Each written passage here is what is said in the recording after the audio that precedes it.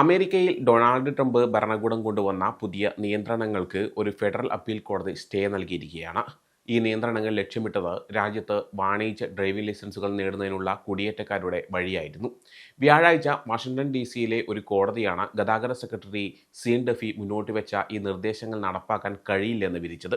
ഈ നിയന്ത്രണങ്ങൾ വരാൻ കാരണം ഫ്ലോറിഡയിൽ നടന്ന ഒരു ദാരുണമായ വാഹനാപകടമായിരുന്നു. 3 പേരുടെ മരണത്തിനിടയാക്കിയ ആ അപകടത്തെക്കുറിച്ച് നടത്തിയ അന്വേഷണത്തിൽ ഹൈവേയിൽ നിയമവിരുദ്ധമായി തിരിഞ്ഞ ട്രക്ക് ഡ്രൈവർ ഹർജീന്ദർ സിംഗ് ആണെന്ന് കണ്ടെത്തുകയായിരുന്നു. ഈ സംഭവം കൂടുതൽ വിവാദങ്ങൾക്ക് വഴിവെച്ചു. കാരണം ഇന്ത്യൻ വംശജനായ ഈ ഡ്രൈവർ 2018-ൽ മെക്സിക്കോ വഴി അനധികൃതമായി അമേരിക്കയിൽ പ്രവേശിച്ചയാളാണെന്ന് കണ്ടെത്തിയിരുന്നു. ഇതിന് പിന്നാലെ ഈ ആഴ്ച ആദ്യം തന്നെ കാലിഫോർണിയ ഏകദേശം 17,000 വാണിജ്യ ഡ്രൈവിംഗ് ലൈസൻസുകൾ റദ്ദാക്കി. കുടിയേറ്റക്കാരുമായി ബന്ധപ്പെട്ട ലൈസൻസുകളെക്കുറിച്ചുള്ള അന്വേഷണം ശക്തമായതിനെ തുടർന്നാണ് ഈ നടപടി.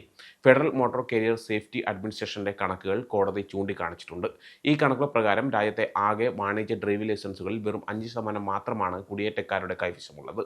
അതിലുപരി മരണത്തിനിടയാക്കിയ അപകടങ്ങളിൽ വെറും 0.2% മാത്രമാണ് വിദേശ പൗരന്മാരെ പ്രതിയാക്കിയിട്ടുള്ളത്. ഇത്തരം സാഹചര്യങ്ങൾ നിലനിൽക്കെ ഫെഡറൽ അപ്പീൽ കോടതി കേന്ദ്ര സർക്കാരിന്റെ നടപടികളെ ചോദ്യം ചെയ്തു.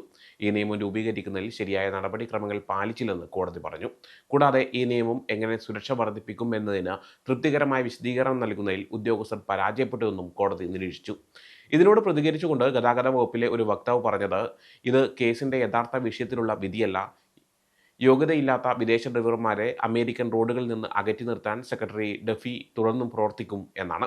പുതിയ നിയന്ത്രണങ്ങളനുസരിച്ച് 3 പ്രത്യേക വിസ വിഭാഗങ്ങളിൽപ്പെട്ട കുടിയേറ്റക്കാർക്ക് മാത്രമേ വാണിജ്യ ഡ്രൈവിംഗ് ലൈസൻസ് അർഹതയുണ്ടായിരിക്കുകയുള്ളൂ. അതായത് H2A, H2B അല്ലെങ്കിൽ E2 വിസ ഉള്ളവർക്ക് മാത്രമേ ഈ ലൈസൻസുകൾ ലഭ്യമാകൂ. കൂടാതെ ട്രംപ് ഭരണകൂടത്തിന്റെ നിയമങ്ങൾ പ്രകാരം പുതുതായി നൽകുന്ന ലൈസൻസുകൾ 1 വർഷം വരെ മാത്രമേ സാധുവായിരിക്കുകയുള്ളൂ. വ്യക്തിയുടെ വിസ അതിനു മുമ്പ് കാലാവധി കഴിഞ്ഞാൽ ലൈസൻസും റദ്ദാക്കും. അപേക്ഷകന്റെ കുടിയേറ്റ നില ഒരു ഫെഡറൽ ഡാറ്റാബേസിൽ പരിശോധിച്ച് ഉറപ്പുവരുത്തുന്നത് നിർബന്ധമാക്കിയിരുന്നു.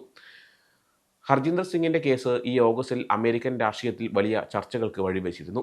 ഇത് കേന്ദ്ര സർക്കാരും കാലിഫോർണിയ ഗവർണർ ഗാവിൻ ന്യൂസമിന്റെ ഓഫീസും തമ്മിൽ അഭിപ്രായ വ്യത്യാസങ്ങൾ വർദ്ധിപ്പിക്കുകയും ചെയ്തിരുന്നു. ഹോംലാൻഡ് സെക്യൂരിറ്റി നേരത്തെ വെളിപ്പെടുത്തിയത് ഇന്ത്യൻ പൗരനായ ഹർജീന്ദർ സിംഗ് അനധികൃതമായി അമേരിക്കയിൽ താമസിച്ചിട്ടും കാലിഫോർണിയയിൽ നിന്ന് വാണിജ്യ ഡ്രൈവിംഗ് ലൈസൻസ് നേടി എന്നാണ്. നാഷണൽ ഇമിഗ്രേഷൻ ലോ സെന്റർ പറയുന്നതനുസരിച്ച് കാലിഫോർണിയയിലും ഡിസ്ട്രിക്ട് ഓഫ് കൊളംബിയയിലും ഉൾപ്പെടെ 19 സംസ്ഥാനങ്ങൾ കുടിയേറ്റക്കാരുടെ നില പരിഗണിക്കാതെ ലൈസൻസുകൾ നൽകുന്നുണ്ട്. ഹർജീന്ദർ സിംഗിന്റെ കേസ് ഉയർത്തിയ വിമർശനങ്ങൾ അടങ്ങുന്നതിന് മുമ്പ് ഒക്ടോബറിൽ സമാനമായ മറ്റൊരു ദാരുണമായ അപകടം കൂടി സംഭവിച്ചിരുന്നു. ജാഷ്പ്രീത് സിംഗ് എന്നയാൾ ഓടിച്ച സെമി ട്രക്ക് കാലിഫോർണിയയിൽ 8 വാഹനങ്ങൾ കൂട്ടിയിടിച്ച് 3 പേരുടെ മരണത്തിനും 4 പേർക്ക് പരിക്കു പറ്റാനും കാരണമായി. അപകട സമയത്ത് ഇയാൾ മയക്കുമരുന്നിന് ലഹരിയായിരുന്നു എന്ന് ആരോപിക്കപ്പെട്ടിരുന്നു. എന്നാൽ പിന്നീട് വന്ന ടോക്സിക്കോളജി റിപ്പോർട്ടുകൾ 21 വയസ്സുള്ള ജാഷ്പ്രീത് സിംഗ് അപകട സമയത്ത് ലഹരിയിലായിരുന്നില്ലെന്ന് സ്ഥിരീകരിച്ചു. San Bernardino County district attorney ഓഫീസാണ് ഇത് അറിയിച്ചത്. ഹോംലാൻഡ് സെക്യൂരിറ്റി വെളിപ്പെടുത്തിയതനുസരിച്ച് മറ്റൊരു ഇന്ത്യൻ പൗരനായ ജാഷ്പ്രീതും 2022-ൽ അനധികൃതമായി അമേരിക്കയിൽ എത്തിയയാളാണ്.